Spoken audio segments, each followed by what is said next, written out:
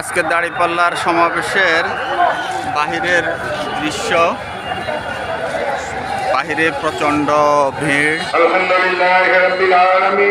রাস্তার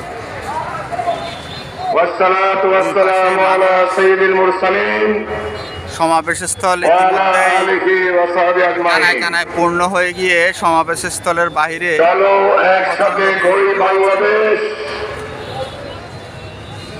মানবিক বাংলাদেশের উপকার,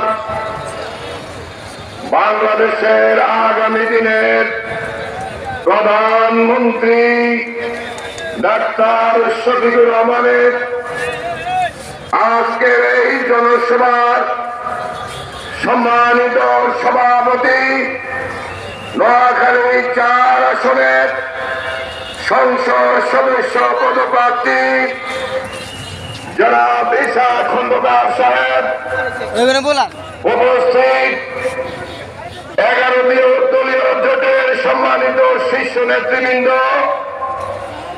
আজকে এই জনসমুদ্রের সংগ্রামী জনতা, আসসালামু আলাইকুম ওয়া রাহমাতুল্লাহি ওয়া বারাকাতুহু।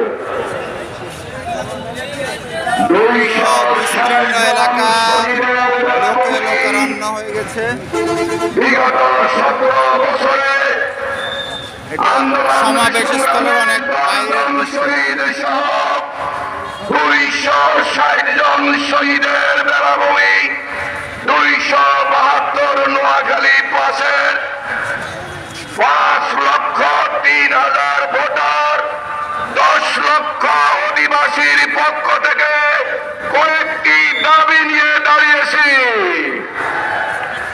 এই দাবিগুলোর সাথে আপনারা সাড়া দিবেন এটি আশা করি।